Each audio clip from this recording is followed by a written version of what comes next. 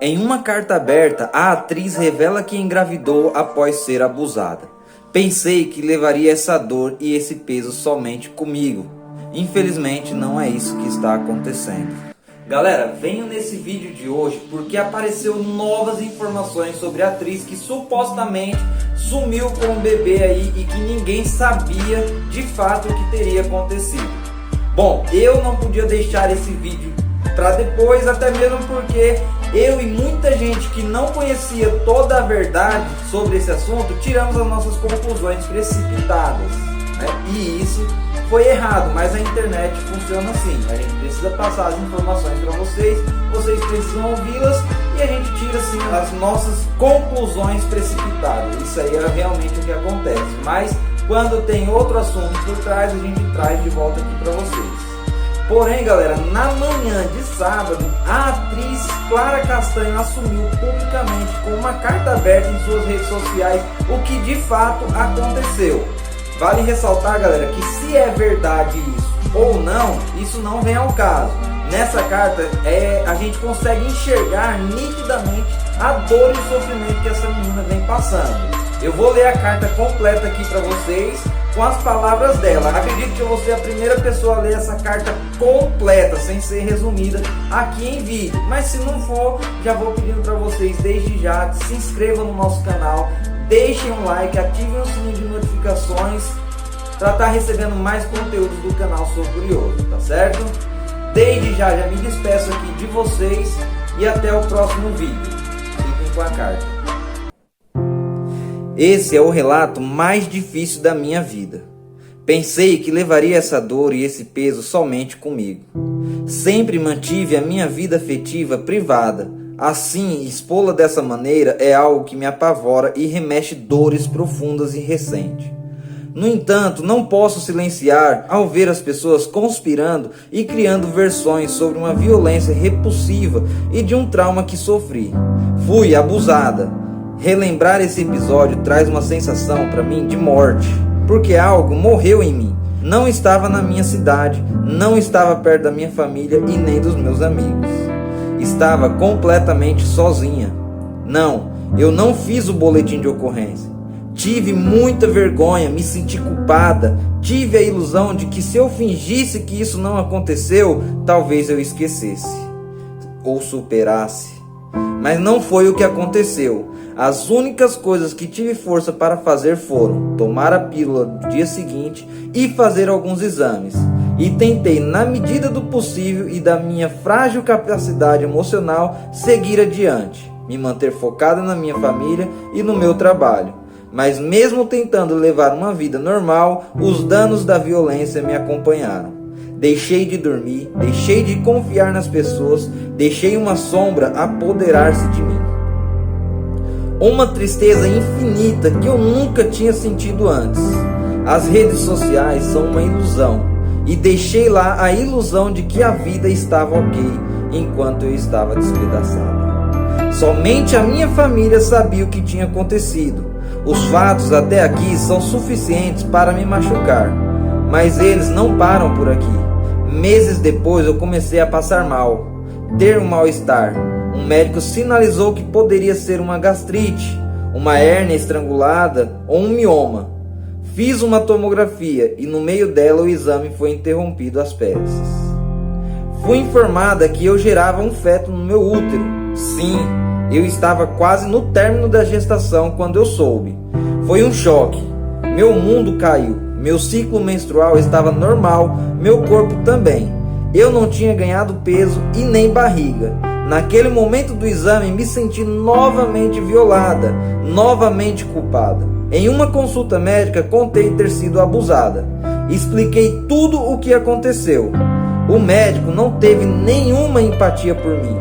Eu não era uma mulher que estava grávida por vontade e desejo. Eu tinha sofrido uma violência. E mesmo assim, esse profissional me obrigou a ouvir o coração desta criança e disse que 50% do DNA eram meus e que eu seria obrigado a amá-lo. Essa foi mais uma da série de violências que aconteceu comigo. Gostaria que tivesse parado por aí, mas infelizmente Não foi isso que aconteceu. Eu ainda estava tentando juntar os cacos quando tive que lidar com a informação de ter um bebê. Um bebê fruto de uma violência que me destruiu como mulher. Eu não tinha e não tenho condições emocionais de dar para essa criança o amor, o cuidado e tudo o que ela merece ter. Entre o momento em que eu soube da gravidez e o parto, se passaram poucos dias. Era demais para processar, para aceitar, e tomei a atitude que eu considero mais digna e humana. Eu procurei uma advogada e, conhecendo o processo, tomei a decisão de fazer uma entrega direta para a doação. Passei por todos os trâmites: psicóloga, Ministério Público, juíza, audiência, todas as etapas obrigatórias. Um processo que, pela própria lei, garante sigilo para mim e para a criança. A gente foi protegida em sigilo. Ser pai ou ser mãe não depende tão somente da condição econômica financeira, mas da capacidade de cuidar. Ao reconhecer a minha incapacidade de exercer esse cuidado, eu optei por essa entrega consciente e que deveria ser segura. No dia em que a criança nasceu, eu, ainda anestesiada do pós-parto, fui abordada por uma enfermeira que estava na sala da cirurgia. Ela fez perguntas e me ameaçou. Imagina aí se tal colunista, no caso Léo Dias, descobre essa história. Eu estava dentro de um hospital, um lugar que era para supostamente me acolher e me proteger. Quando cheguei no quarto, já havia mensagens do colunista, com todas as informações, e ele só não sabia do abuso. Eu ainda estava sob o efeito da anestesia e não tive tempo de processar tudo aquilo que estava vivendo, de entender tamanha era a dor que eu estava sentindo. Eu conversei com ele, expliquei tudo o que tinha acontecido e ele me prometeu não publicar. Um outro colunista também me procurou dias depois, querendo saber se eu estava grávida, e eu falei com ele, mas apenas o fato de eles saberem mostra que os profissionais que deveriam ter me protegido em um momento de extrema dor e vulnerabilidade, que têm a obrigação legal de respeitar o sigilo da entrega, não foram éticos, nem tiveram respeito por mim e nem pela criança. Bom, agora a notícia se tornou pública e com ela vieram 1000 informações erradas e ligações mentirosas e cruéis. Vocês não têm noção da dor que eu sinto.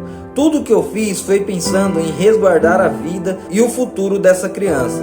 Cada passo está documentado e de acordo com a lei. A criança merece ser criada por uma família amorosa devidamente habilitada à adoção, que não tem as lembranças de um fato tão traumático, e ela não precisa saber que foi resultado de uma violência tão cruel.